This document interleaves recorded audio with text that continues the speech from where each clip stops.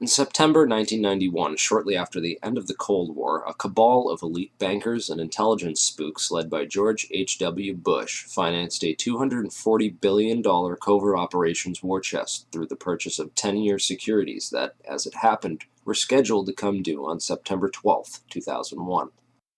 Project Hammer was undoubtedly used for a wide variety of illicit intelligence operations, but mainly it was used to finance a covert economic operation against the collapsing Soviet Union, whereby unknown Western investors bought up much of the Soviet industry with a focus on oil and gas, crashing the Russian economy, looting its central bank, orchestrating what became known as the Great Ruble Scam, and a wide variety of other clandestine, state-assisted operations designed to thoroughly prevent Russia from ever contesting the U.S. as a world superpower, while in the process lining the pockets of these economic hitmen who swooped in to devour the collapsing Russian economy after the fall of the Soviet Union. A spectacular investment for all, at least until money laundering investigations began tracing all the money, or when the 10-year deadline came up and the securities became due and began the routine process of authenticity and ownership checks. Evidence shows that several federal and private investigations had already stumbled upon the Hammer Fund and were compiling evidence on it up until the 9/11 attacks. These included the Office of Naval Intelligence, or ONI, which was moved to the outer E-ring of the recently renovated section of the Pentagon that was targeted and destroyed on 9/11. According to E.P. Heidner, the ONI had been investigating crimes associated with the plundering of Russia. 39 out of the 40 people who worked in those offices were killed on 9/11, including the entire chain of command. The Pentagon's financial accounting offices in that same wing were also an obvious target, as were the passengers on board Flight 77, many of whom coincidentally held top-secret clearances and were connected with Pentagon black operations. Agents of the Office of Naval Intelligence had also been investigating financial transactions which were linked to securities being managed by those securities dealers in the World Trade Center that were also targeted. 31% of the 125 fatalities in the Pentagon were from the Naval Command Center that housed the Office of Naval Intelligence. 41% of the fatalities in the Twin Towers came from two companies that managed U.S. government securities, Cantor Fitzgerald and Eurobrokers. There were three major security brokers in the World Trade Center: Cantor Fitzgerald, Eurobrokers, and Garbin Intercapital. At 8:46 on the morning of September 11th, Flight 11 flew directly into Marshall McLennan's secure computer room in the North Tower, right below the floor on which Cantor Fitzgerald was situated. Cantor Fitzgerald was the largest security dealer in the U.S. Shortly after that, a massive explosion went off just under the FBI offices in the North Tower on the 23rd floor. Fires were reported on the 22nd floor at 8:47. There were also explosions and subsequent fires reported at Garbin Intercapital on the 25th floor and in the basement of Tower 1 as well. Shortly thereafter, at 9:03, Flight 175 hit the South Tower right below the floors on which Eurobrokers was situated. In all three cases, the explosive, fiery destruction consumed the offices and the several floors above, destroying files and trapping victims inside. In the midst of all this, Building 6 was destroyed by an explosion that took place before either tower fell.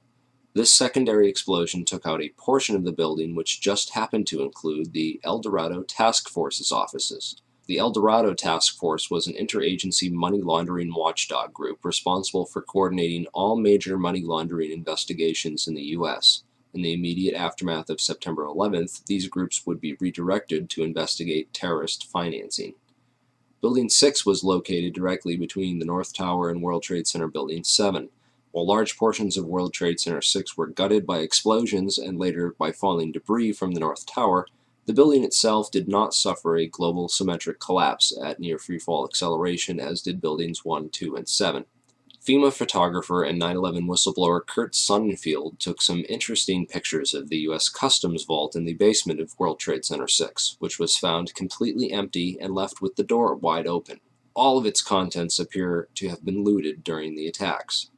There is also evidence that gold was being looted from the vaults beneath World Trade Center 4.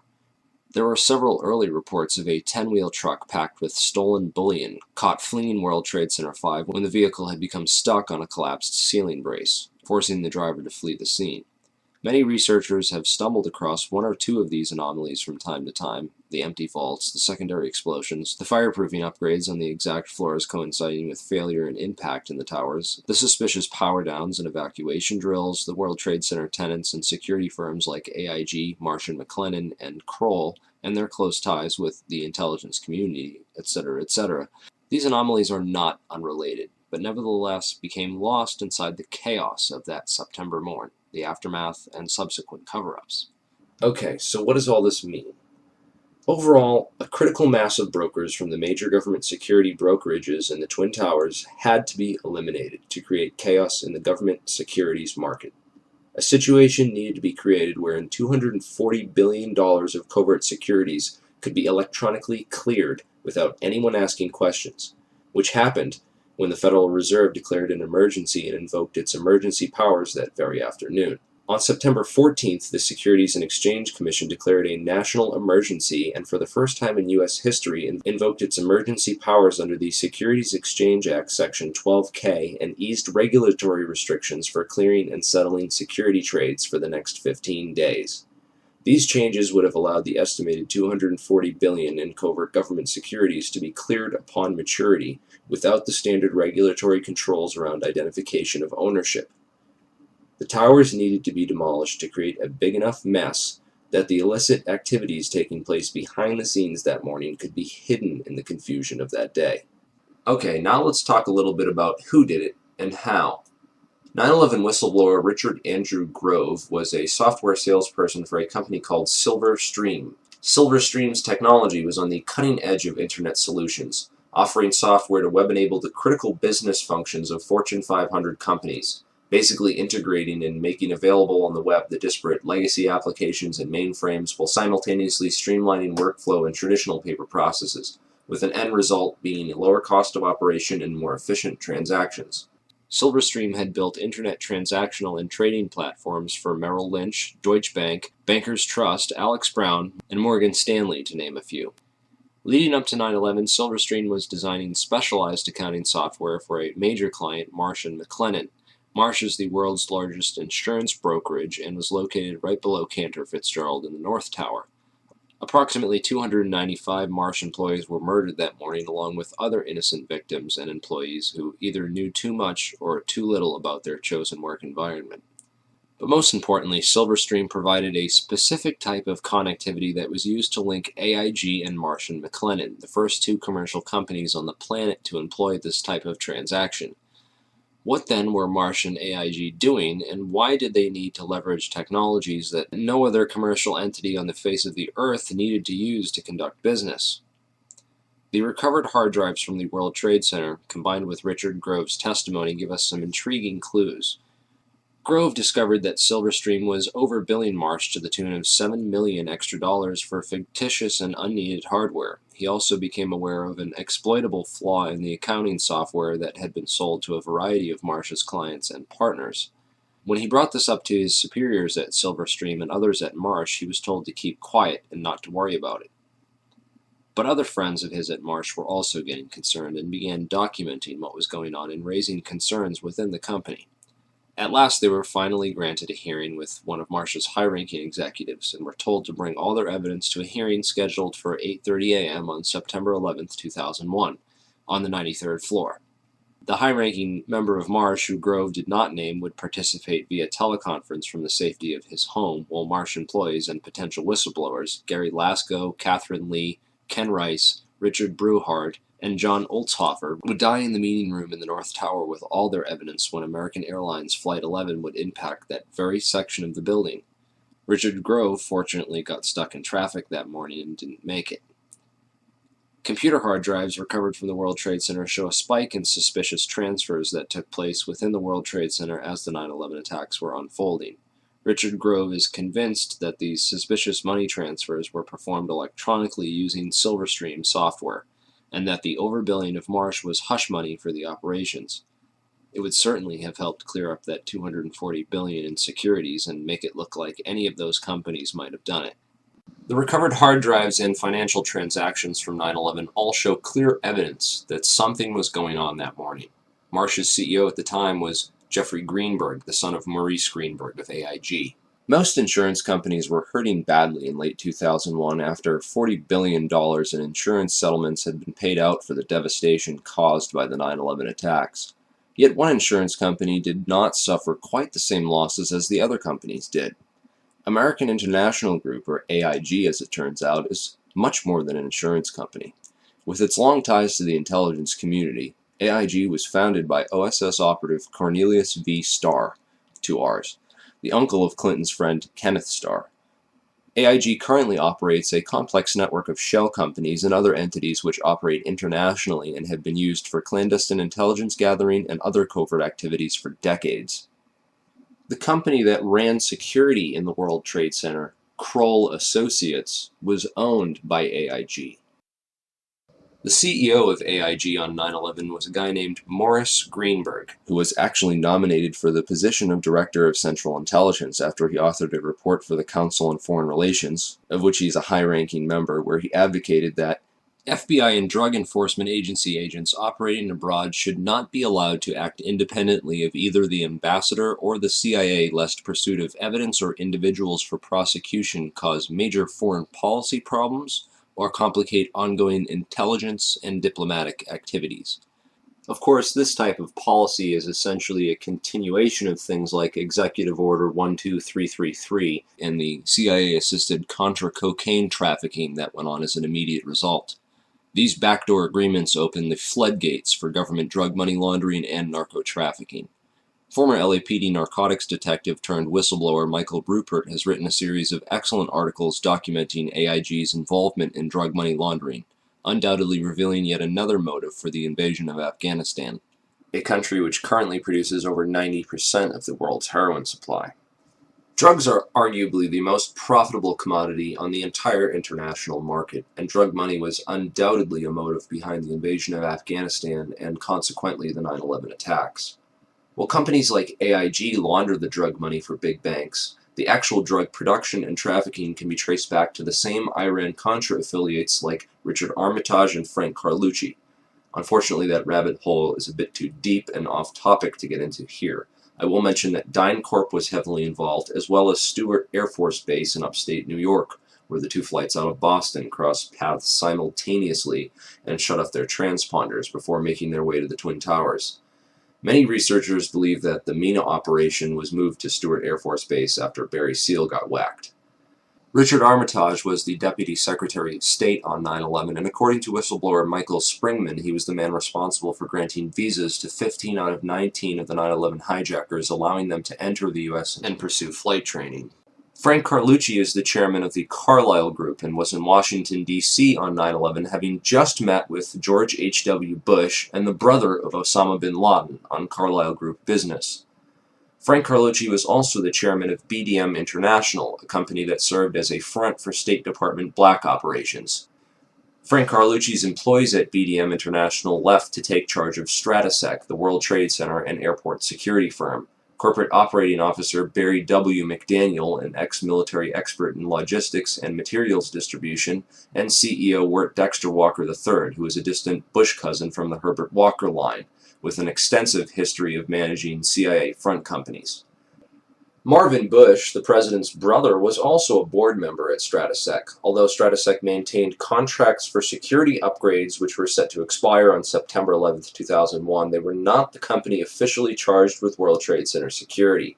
This role was assigned to a risk management firm called Kroll Associates. Kroll's chairman, Jerome Hauer, was a longtime personal friend of ex-FBI counterterrorism expert John O'Neill and was responsible for O'Neill's appointment as head of security for the World Trade Center just a few days prior to the 9/11 attacks. O'Neill was the world's leading expert on Osama bin Laden and al-Qaeda and was a potential 9/11 whistleblower with hard evidence of White House complicity in the protection and shielding of the 9/11 hijackers from all means of federal investigation. Al-Qaeda hijacking suspects were flagged by the Able Danger terrorist tracking program, which was also shut down by the White House. Able Danger whistleblower Anthony Schaefer claims the U.S. government destroyed over 6 terabytes of data related to Able Danger, which he also claims identified 9/11 ringleader Mohammed Atta as early as February of 2000. Those atop the chain of command in the White House, military, and intelligence establishment deliberately ignored all the warning signs of an impending attack, a clever strategy of plausible deniability which also served to portray those in charge as incompetent rather than complicit. In every major head throughout the chain of command on 9/11, from NORAD to the military, we see a repeated theme of complicity through negligence or incompetence. After 9/11, failure and incompetence was rewarded, and whistleblowers were silenced. Combined with the fact that 6 corporations control 90% of the media, and CIA operations like Mockingbird admit to taking over and subverting our US media, we can understand how such a big lie could have been kept from the American public for so long. But if you stop and take the time to do your research, you'll find all the evidence is there, hidden beneath a mountain of disinfo and lies. It's been 10 years since 9/11 happened, and we are left with hundreds, if not thousands, of unanswered questions about the 9/11 attacks. A transparently fraudulent 9/11 Commission report, which purposely failed to even mention the collapse of World Trade Center 7, and a host of ridiculous, so-called debunking websites, forums, and other literature, which have done absolutely nothing over the past 10 years to debunk anything other than cleverly selected strawman arguments, and have failed to stem the constant flow of new 9/11 information, which researchers have been uncovering and bringing out to the public. Instead, they continue to label truth seekers, including family members of people who died on 9/11, as conspiracy theorists, and devise clever propaganda designed to prevent the general public from looking any further into the evidence or the actual claims of the so-called conspiracy theorists. In this video, we will take a deeper look into the so-called investigations, which have provided us with the official story, and why they deserve a more thorough examination. The Bush administration stalled government investigations into 9/11 for over 400 days. A week after 9/11, letters containing anthrax spores were mailed to several news media offices and 2 senators who were perhaps a bit too vocal about opening an official investigation into 9/11. The anthrax used in the attacks was identified as an Ames strain, which means it had to have come from the U.S. Army Medical Research Institute of Infectious Diseases at Fort Detrick, Maryland. A member of that institute, Jerome Hauer, managed the National Institute of Health response to the anthrax attacks. Coincidentally, Hauer also warned the White House to start taking Cipro, an antibiotic which is effective against anthrax, a week before the attacks. Jerome Hauer also happened to be a managing director at Kroll Associates, which ran security at the World Trade Center up until the weekend before 9/11, when that role was personally handed off by Hauer to FBI agent John O'Neill, who would later die in the attacks, drawing strong suspicion that he was set up due to his knowledge of Al-Qaeda and the 9/11 hijackers, whom he was blocked from investigating while he was working at the FBI. In January 2002, President Bush personally asked Senate Majority Leader Tom Daschle to limit the congressional investigation into the events of September 11th. The Bush administration only formed the 9/11 Commission after being prodded by the victims' families, who lobbied Congress for over a year to open the investigations. When the Bush administration finally did open a 9/11 investigation, it was described by some members as set up to fail. The President has said only a minority of the Commission can see a minority of the documents, and then they have to clear what they're going to say to the rest of the Commission with the White House. If you're one of those 4 that gets to see these documents, would that change your opinion? No. They don't want any more eyeballs to see their documents than they can possibly get away with. It's a scam. It's absolutely disgusting. They even attempted to appoint Henry Kissinger, a known cover-up mastermind, as head commissioner. He resigned after victims' family members asked him sensitive questions about his connections to the bin Laden family and the Carlyle Group. Philip Zelikow wrote the conclusions for the report before the investigation ever began, and even then any areas which did not support the official story were neither mentioned nor investigated by the 9/11 Commission. 6 out of 10 members of that commission have discussed on record how the government lied about the official story, and 70% of the questions posed by the victims' families were never answered or officially investigated. It's important to look at what happened to the evidence from 9/11. The day of 9/11, most of the FBI was in Monterey, California on an agency retreat. Let's go to our State Department correspondent, Andrea Mitchell. Andrea, what can you tell us? Well, this from the FBI. The State Department has been evacuated. There was a meeting going on in the Operations Center. Other top officials were in the Situation Room at the White House. Colin Powell is in Bogota, Colombia, on a 2-day trip. But this very interesting information, Katie, Matt, and Tom, from the FBI, they had been operating a massive exercise from their hostage rescue unit All of their top teams, about 50 personnel, helicopters, equipment, were in Monterey, California for the last 2 days, scheduled to fly back today commercially. So all of those people are out of place. It's fair to say, according to sources that we've talked to here at NBC, that the FBI rescue operations and other FBI operations are really in chaos right now because they can't reach their officials in New York. All of their phone lines are down, and now you've got all of their special experts on this stuck in Monterey, California, trying to get a military flight back because there are no longer commercial flights. So they are seriously out of pocket, and there is a real breakdown of the FBI anti-terror coordination team, which is, of course, the principal team that would lead any effort and was so effective under Jim Kallstrom in New York City during the World Trade Center bombing and the TWA explosion, which, of course, turned out not to be terror.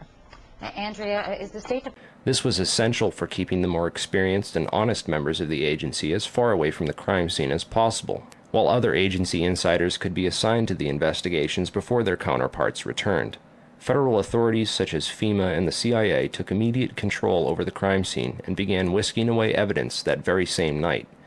Turner Construction, one of the primary contractors at Ground Zero, occupied the 38th floor of the North Tower and was involved in performing the fireproofing upgrades inside the towers. It has been noted that these upgrades were completed in the 3 years before 9/11 on floors that match up almost identically to the floors of impact and failure on 9/11. Once the cleanup was fully coordinated, the operations were consolidated under the control of two primary contractors, AMEC Construction Management and Bovis Lend-Lease. These are the two companies that were originally assigned to the areas of Ground Zero that included the North Tower, AMEC, and the South Tower, Bovis. A truly surprising fact is that at the time of the attacks on 9/11, AMEC had just completed a $258 million refurbishment of Wedge 1 of the Pentagon, which is exactly where American Airlines Flight 77 impacted that building. Arguments over the size of the hole of the Pentagon and whether it was a plane or a missile are, in my opinion, a convenient distraction from the much bigger picture of why that section of the building was targeted and by whom. On September 10, 2001, Secretary of Defense Donald Rumsfeld announced that $2.3 trillion in unadjusted funds were missing from the Pentagon budget. The very next day, the offices whose responsibility it was for tracking that money down were destroyed when American Airlines Flight 77 impacted that very section of the building. The only off-site backup for the Pentagon's black budget financial records was a secure federal office building in the World Trade Center complex. Strangely, it too was destroyed on 9/11. World Trade Center 7 was the largest CIA headquarters outside of Langley, Virginia, and housed offices involved in several large-scale federal investigations into massive stock market and accounting fraud. Not surprisingly, World Trade Center 7 was the first to be cleaned up and the evidence destroyed at Ground Zero. So if the Twin Towers and Building 7 were brought down in a controlled demolition, and the scientific evidence points to nanothermite, then who could have produced this and who could have put it in the buildings and how did they get it there? In the impact zone of the North Tower was a company called Marsh & McLennan, which at the time was the world's largest insurance brokerage company. One of Marsh's executives was a guy named L. Paul Bremer, who was also the chairman of the Congressional National Commission on Terrorism from 1999 to 2000, and the U.S. ambassador at large for counterterrorism from 1986 to 1989. Instead of going to work on the day of 9/11 and dying inside the towers with hundreds of his employees, Bremer decided to go on MSNBC and tell the world that Osama bin Laden was behind the attacks and possibly Iraq and Iran. And then he demanded the most severe military response we can come up with. L. Paul Bremer was called away from Marsh in 2003 to become the Iraq occupation governor, a role he has been widely criticized for. So Bremer not only worked inside the buildings, but had offices directly in the impact zone of the South Tower where Flight 175 would hit. He missed work on 9/11 to give us the official story on national television, and went on to be the Iraq occupation governor. You really can't get more connected to 9/11 than that. Oh wait, you can, sorry. I forgot to mention that Bremer was also the former manager for Kissinger Associates. He was a member of the board for Akzo Nobel, the parent of International Paint Company, which produced a fireproofing application for skyscrapers called Interchar. Bremer was also on the International Advisory Board for the Japanese mining and machinery company Komatsu, which at the time had been involved in a joint venture agreement with Dresser Industries, the oil services intelligence front where Prescott Bush Sr. and George H.W. Bush got their start with Neil Mallon. Anyway, the Komatsu Dresser mining division operated from 1988 to 1998 1997, and in July 1996 it patented a nanothermite demolition device that could, quote, demolish a concrete structure at high efficiency while preventing a secondary problem due to noise, flying chips and dust, and the like. As many of you know, residues of thermite, a highly energetic chemical mixture, have been confirmed in samples of World Trade Center dust, and the use of thermite at the World Trade Center was also revealed by environmental data. See the description for more links and sources. Scientific Applications International Corporation, a defense contractor with expertise in thermite-related technologies, played a large part in the NIST World Trade Center investigation.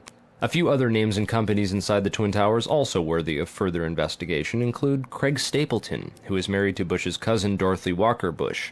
Stapleton was the president of Marsh Real Estate Advisors from 1982 to 2001.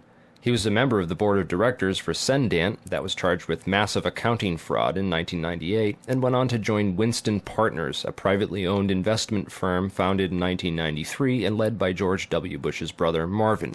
Other very powerful and well-connected people worked in senior management at Marsh. These included Stephen Friedman, a senior principal at Marsh Capital and former partner at Goldman Sachs, who later became George W. Bush's top economic advisor.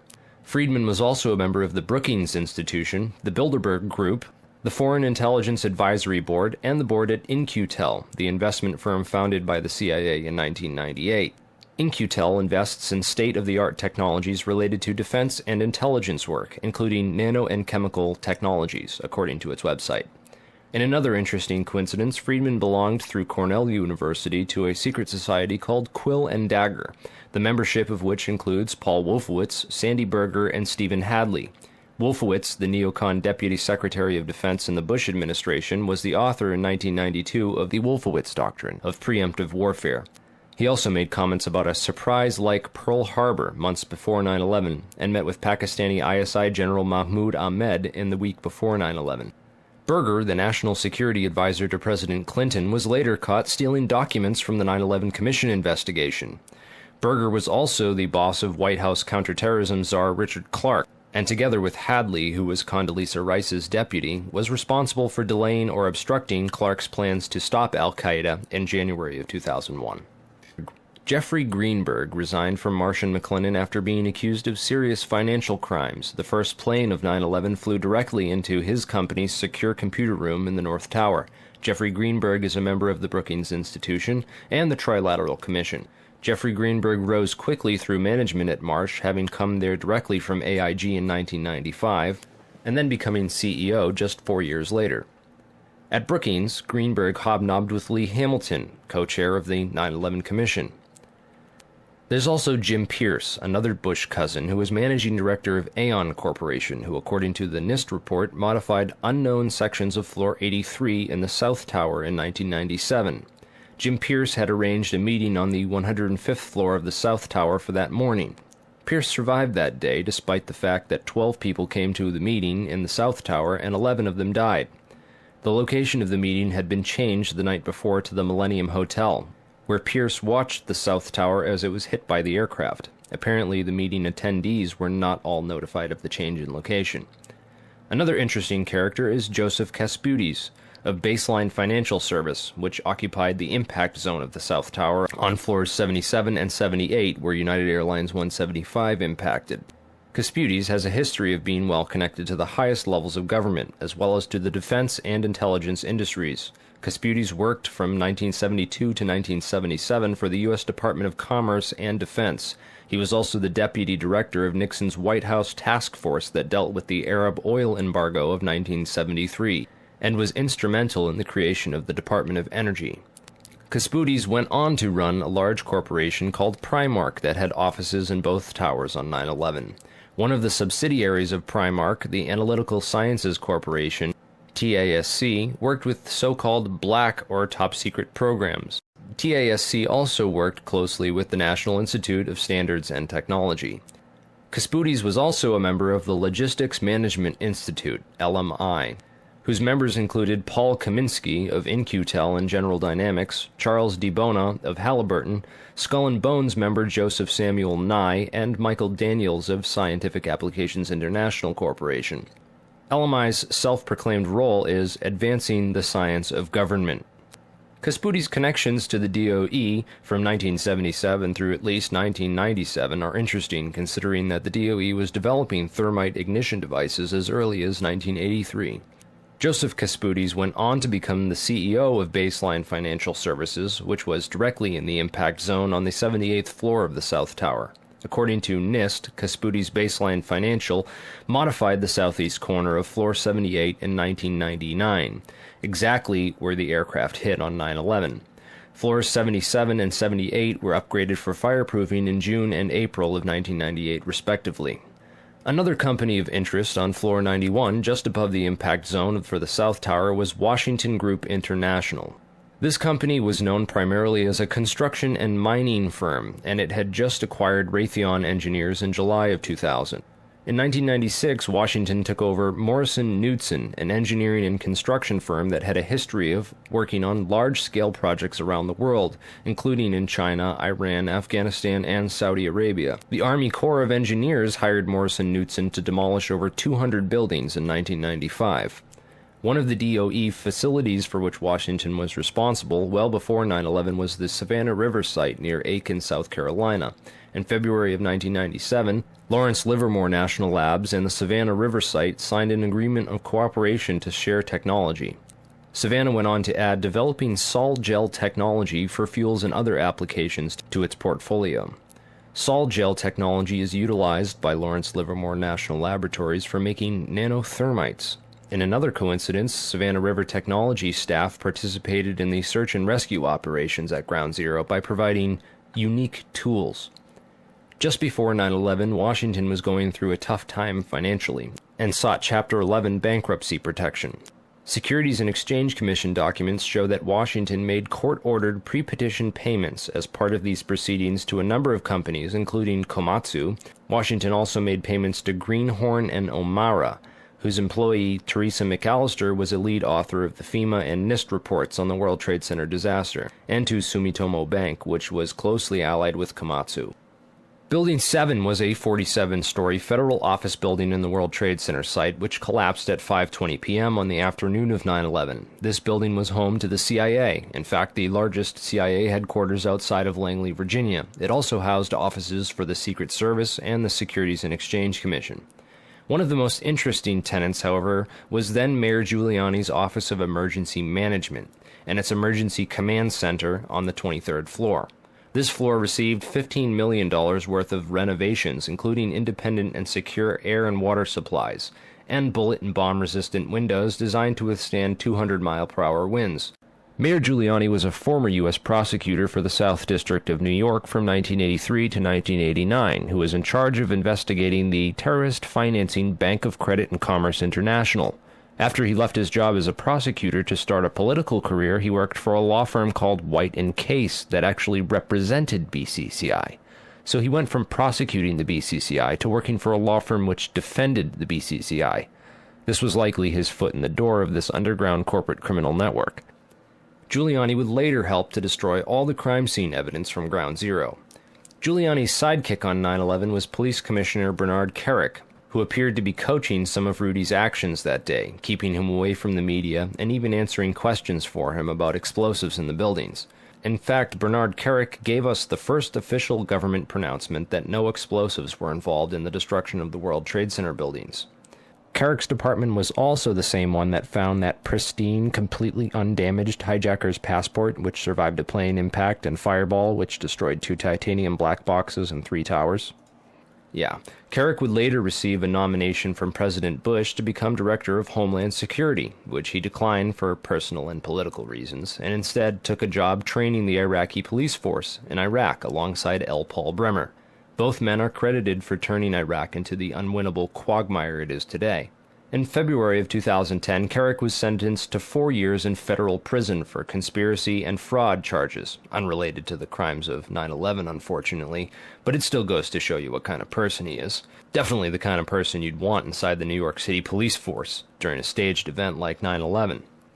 And lastly, we have the Pentagon. It's certainly peculiar, to say the least, that al-Qaeda terrorists hell-bent on destroying the USA would not crash their plane into the north wing of the Pentagon, where all the most important offices were, like Donald Rumsfeld, John Ashcroft, etc., and that they would instead choose to target the one section of the Pentagon that had most recently been refurbished to withstand missile impacts. It's also interesting to note that the company which completed the $258 million refurbishment to Wedge 1 of the Pentagon was also hired as a contractor to clean up Ground Zero in New York City. Wedge 1 also coincidentally housed the Pentagon's Budget Analyst Office, where DoD staffers were working on the mystery of the $2.3 trillion that was reported missing by Defense Secretary Donald Rumsfeld in a press conference the day before 9/11. The Pentagon's comptroller in charge of that money at the time was an interesting fellow named Dov Zakheim, a member of the Council on Foreign Relations, the International Institute for Strategic Studies, and a contributor to the neocon think tank Project for the New American Century. Zakheim helped write the PNAC document Rebuilding America's Defenses, in which he is credited for the line which states, "Further, the process of transformation, even if it brings revolutionary change, is likely to be a long one, absent some catastrophic and catalyzing event, like a new Pearl Harbor." Several members of the Bush administration, including President Bush himself, would later refer to 9/11 as a new Pearl Harbor. A respected and established voice in the intelligence community, his views were eagerly accepted. And Dov went from his position at Systems Planning Corporation to become the comptroller of the Pentagon in May of 2001. Perhaps not so coincidentally, it was an SPC subsidiary, Tridata Corporation, that oversaw the investigation after the terrorist attacks on the World Trade Center in 1993. SPC, according to their official website, specializes in many areas of defense technology production and manufacture, including a system developed by their radar physics group called the Flight Termination System, or FTS. This is a system used to destroy target drones, craft that would be fired on by test aircraft or weaponry, in the event of malfunctions or misses. This highly sophisticated wargame technology allows the control of several drones from a remote location on varying frequencies and has a range of several hundred miles. This technology can be used on many different types of aircraft, including large passenger jets. According to the SPC website, a recent customer at that time was Eglin Air Force Base, located in Florida. Eglin is very near another Air Force base in Florida, MacDill Air Force Base, where Dov Zakheim contracted to send at least 32 Boeing 767 aircraft as part of the Boeing Pentagon Tanker Lease Agreement. As the events of September 11, 2001 occurred, little was mentioned about these strange coincidences and the proximity of Dov Zakheim and his group. Since there was little physical evidence remaining after the events, investigators were only left with photographic and anecdotal evidence.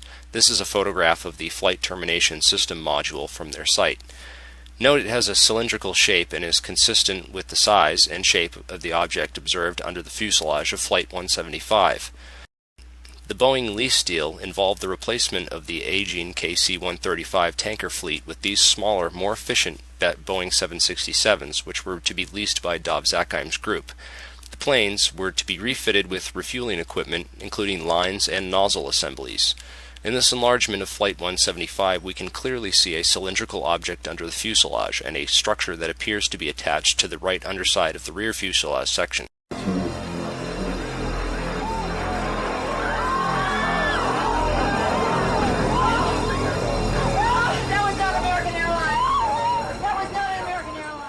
When seen in comparison, it is obvious that the plane approaching the Trade Center has both these structures, the FTS module, and the mid-air refueling equipment, as configured on the modified Boeing 767 tankers. Of particular interest is the long tube-like anomalous structure under the rear fuselage area of 175.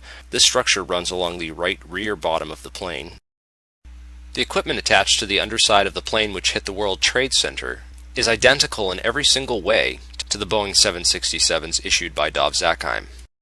Whoa, whoa, whoa. Bring it back. The video you're watching now came from Loose Change First Edition.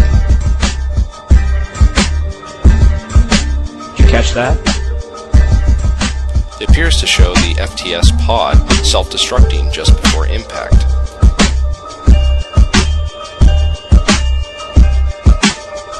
Also, notice that the flash is reflected in the fuselage of the plane. The flash is also present in footage taken by Evan Fairbanks, Jennifer Spell, CNN.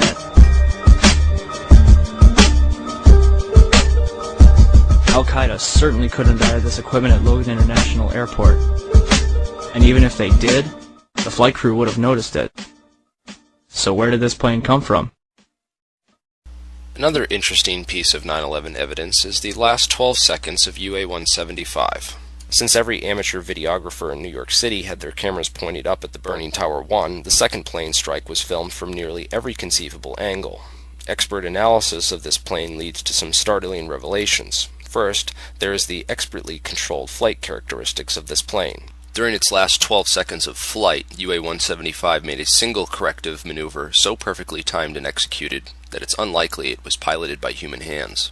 One of the things that jumped out at me when I looked at the footage of the video of Flight 175 as it went into the World Trade Center is it appeared to me that there was something on the under fuselage of that aircraft that did not belong there, at least not with a commercial airliner. Now, I'll tell you where I have seen attachments that look like that on military aircraft. So the question you have to answer now is, was that the commercial airliner that hit the World Trade Center, or possibly was it an aircraft that looked very similar but was a military type airplane? All the recorded sources, all the different photographic evidence that was produced by CNN and ABC, they all show this pod. It's there. You can see it with your own eyes. And in my professional opinion, that there was a pod attached to the bottom of that aircraft, and therefore it was not United Airlines Flight 175. If you take a careful look at the flight paths of American Airlines 11 and UA-175, the two flights that took off from Boston's Logan Airport and crashed into the Twin Towers, you'll find a major clue.